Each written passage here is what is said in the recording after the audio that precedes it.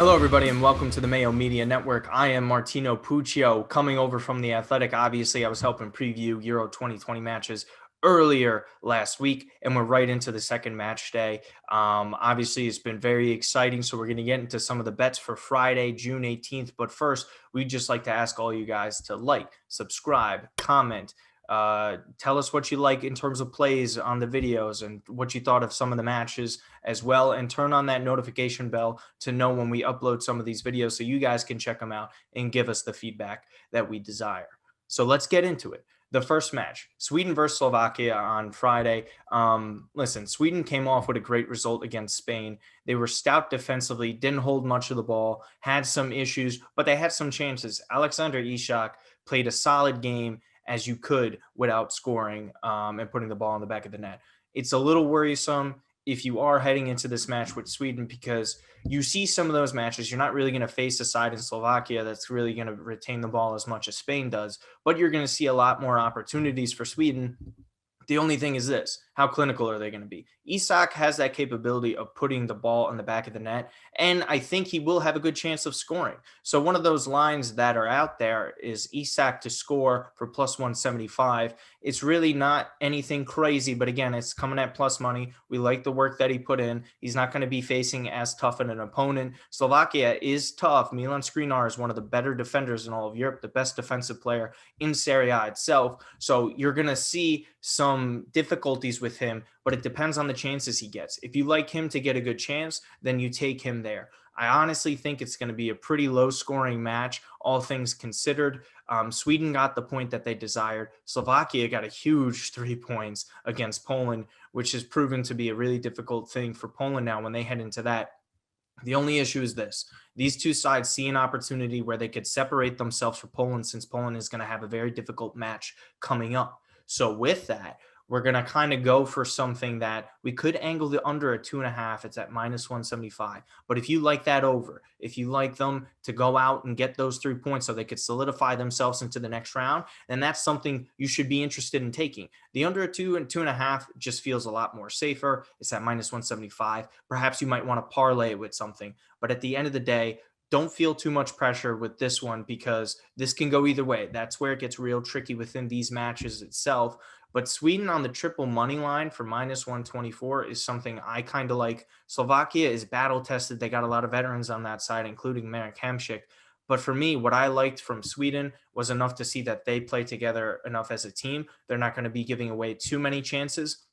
And again, Slovakia doesn't have those finishers that even Spain had, who we don't like Alvaro Morata, as it's been well documented on this show. So again, I think at the end of the day, what you need to look at here is whether or not you trust a lot of goals to be scored in this game, because these two teams want to get those 3 points before they face off against Poland and don't want to let it decide that for the third place spot to advance to the next round. So with that, take that with a grain of salt with what happened last week. It's going to be very different matches played for these two on Friday. All right, for another match, we're going to have Croatia versus the Czech Republic.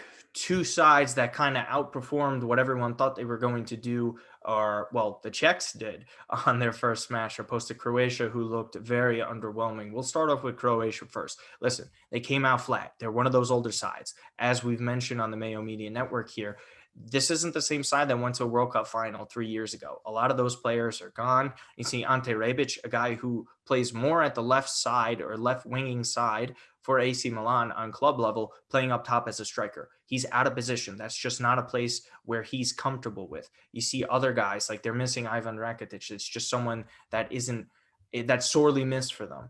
And again, they just look old, man. They look really tired. And, England didn't even play that great to begin with. So 1-0 loss. There are some chances that Croatia could probably create in this, but they need to step up against the Czechs here, because anything less than a win puts them in a real dangerous spot when they have to go face off against the Scotland side that clearly has enough quality to create some chances, as they almost beat this side last time. So for me, with the Czech Republic, it was a very sound victory. There were some chances by Scotland, as I just mentioned.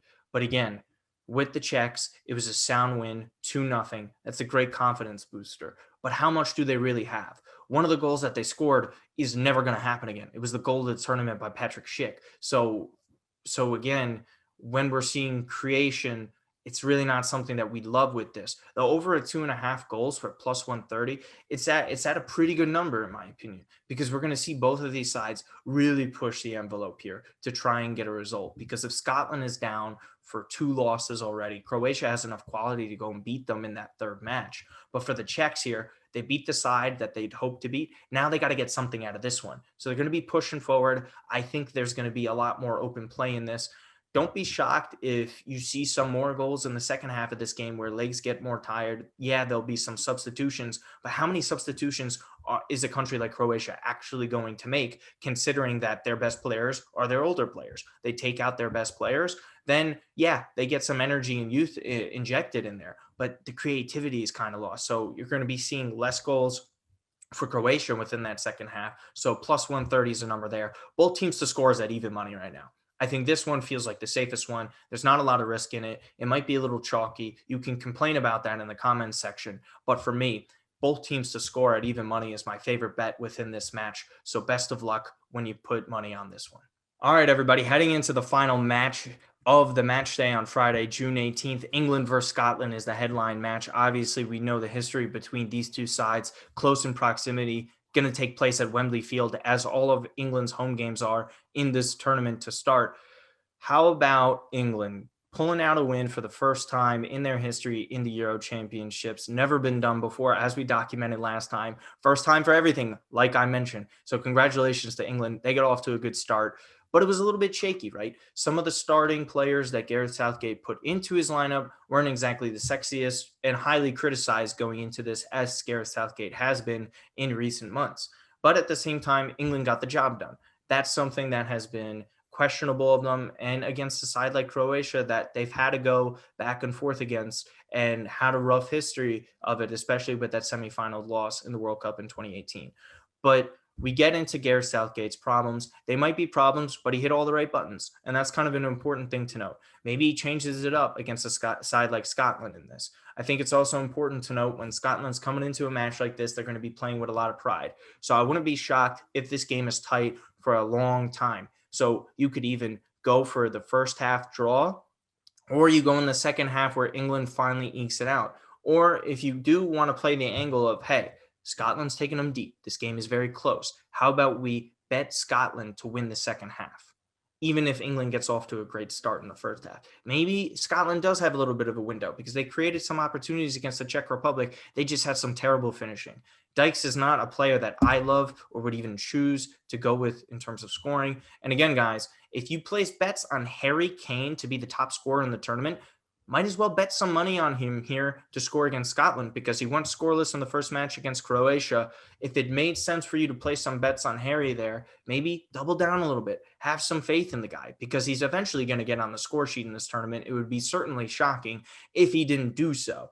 And again, when you have matches like this, you can anticipate both teams to score, because there's a scenario in which Scotland ends up losing this one. They might actually be out of the tournament itself, and they put themselves in a really deep hole where they have to face Croatia in the final match day. So don't be shocked if Scotland goes all out. Both teams to score is at a plus number right now. So that's certainly something that you should be taking a gander at as well. And England to score exactly 2 goals is at a clip of plus 200. So those are some of the bets that I like. Don't feel too pressured to putting any money on those.